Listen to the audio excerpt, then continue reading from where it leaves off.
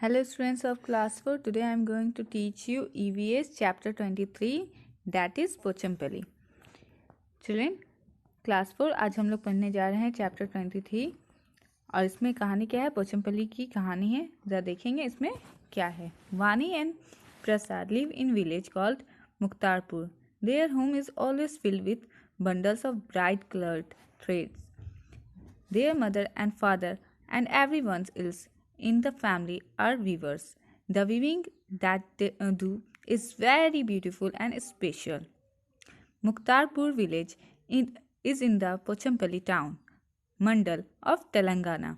Most of the families in this town are weavers. That is why the special cloth that they weave is called Pochampally. The villagers have been doing this work for a long time. Vani and Prasad's parents learnt weaving from their elders. मुक्तारपुर गांव में रहने वाले वानी और प्रसाद के घर में रंग बिरंगे धागों का ढेर लगा रहता है। उनके अम्मा अप्पा और परिवार के सभी लोग बुनाई का काम करते हैं। बुनाई यानी वेविंग का काम करते हैं। वीवर्स हैं वो लोग। यह बुनाई बहुत ही सुंदर और अपने आप में अनोखी होती है। उनका गांव तेलंगाना राज्य के पोचमपल्ली कस्बे के पास है। यहाँ ज़्यादातर परिवार बुनकर हैं, वीवर हैं। इसलिए इस बुनाई को पोचमपल्ली नाम से पहचाना जाता है। इन गांव के लोग बहुत पुराने समय से यह काम कर रहे हैं। वानी और प्रसाद के अम्मा अप्पा ने अपने परिवार के बड़ों से यह बुनाई सीखी। अब वानी और प्रसाद भी स्कूल से आकर अपने मम्मी पापा की मदद करते हैं। चिल्ड्रन, आप जो ये देख रहे हो ये क्या है? Process of making Pochampally saris है। पोचमपल्ली साड़ी बनाने का तरीका यहाँ पे देखिएगा। यहाँ कैसे वर्क हो रहा है, यहाँ से एरो दिया गया है, कैसे बुनाया है, कैसे हो रहा है, सब कुछ यहाँ प्रोसेस बताया गया है। अब क्या है? From thread to cloth. Father brings bundles of thread from Pochampally town. Mother then puts these threads in boiling water to wash away the dirt and stains. Then everybody works to dye and the thread with bright colors. These threads are then dried and rolled into bundles. These bundles are put onto looms and the cloth is woven. Silk cloth and silk sarees are woven from the silk thread. Cotton thread is used to weave cotton sarees, cloth, sheets, etc. The loom has many needles. The size and number of the needles changes according to the design. The weavers weave the beautiful Pochampally sarees in bright colors. Through their traditional craft, they have made their region world famous. धागे से कपड़े तक। धागे से कैसे कपड़े तैयार होते हैं और ख़ासकर हमारी ब्यूटीफुल पोचमपल्ली साड़ी, उसके बारे में जानेंगे। अप्पा पोचमपल्ली से धागे की लड़ियाँ लाते हैं। अम्मा लड़ियों को उबलते पानी में डालकर उनकी गंदगी और दाग धोती हैं। फिर सब मिलकर धागों को सुंदर रंगों में रंगते हैं और सुखाकर उनकी गट्टी बनाते हैं।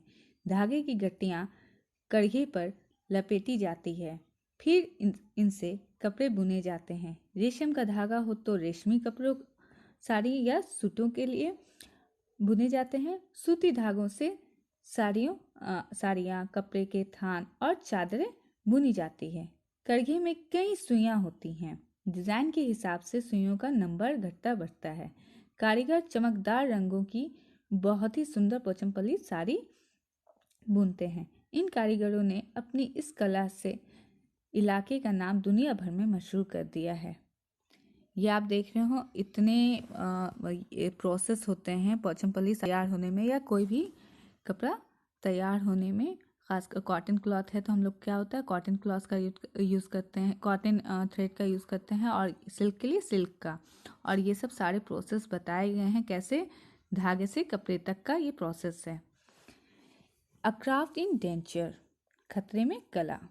Great skill is needed to weave such special sarees. It also takes many days of hard labor. After all this, it is difficult to get a good price for these sarees. Silk is becoming expensive day by day. Big shopkeepers give very little money for the sarees, though they themselves sell the at very high price. That is why many weavers are giving up their family craft. Many are leaving their villages to work as laborers in big cities. We need to solve this problem by helping them get a better price. Otherwise, this precious craft will be lost forever. ऐसी साड़ी बुनने के लिए अच्छी कारीगरी चाहिए। इसके लिए कई दिनों तक कड़ी मेहनत करनी पड़ती है। फिर भी साड़ियाँ सही दाम में बेचना बहुत मुश्किल होता है। रेशम लगातार महंगा होता जा रहा है। बड़े दुकानदार बुनकरों को तो साड़ी का बहुत ही कम पैसा देते हैं। खुद वे भाव बढ़ा चढ़ाकर बेचते हैं। इसलिए कई बुनकर यह काम छोड़ रहे हैं। वे अपना गांव छोड़कर बड़े शहरों में मजदूरी करने जा रहे हैं। इस समस्या का कुछ हल निकालना चाहिए। बरसों पुरानी बुनकरों की यह कला कहीं धीरे धीरे खो ना जाए। चिल्ड्रन, यहाँ पे बताया गया है कि जितना इन लोग मेहनत करते हैं उस हिसाब से इन्हें पैसा नहीं मिल पाता है और लोग अपना खर्चा निकालने के लिए ये काम छोड़ करके दूसरा मजदूरी कर रहे हैं और अपने घर को छोड़ करके शहर में आके काम कर रहे हैं। तो ऐसे में क्या होगा, हमारा जो क्राफ्ट है, जो हमारा कला है, वो क्या होगा, धीरे धीरे ख़त्म होता जाएगा, क्योंकि लोग दूसरा काम करेंगे और अपना जो कला है, जैसे पोछमपल्ली साड़ी बनाने का है या कोई आर्ट एंड क्राफ्ट है, अगर ऑब्वियसली उसका हम वैल्यू नहीं देंगे, उनको हम सही दाम नहीं देंगे, उनके मेहनत का हम पैसा नहीं देंगे, तो क्या होगा, धीरे धीरे वो चीज़ें ख़त्म होती जाएगी। Children, traditional art forms implies प्राचीन कला। बच्चों, प्राचीन कला ज़्यादातर वो कला है या आर्ट है जो हम हमारे पूर्वजों से सीख कर करते हैं और उसे आगे बढ़ाते हैं। There are many different handicrafts to be learned like पोछमपल्ली।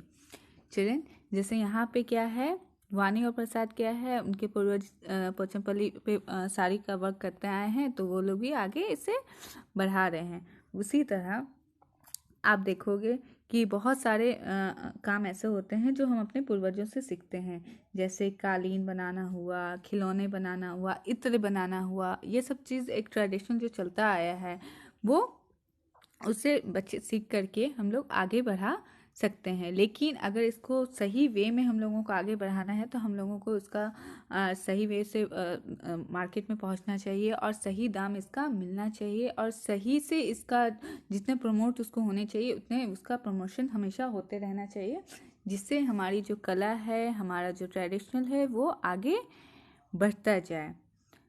That's all for today. God bless you.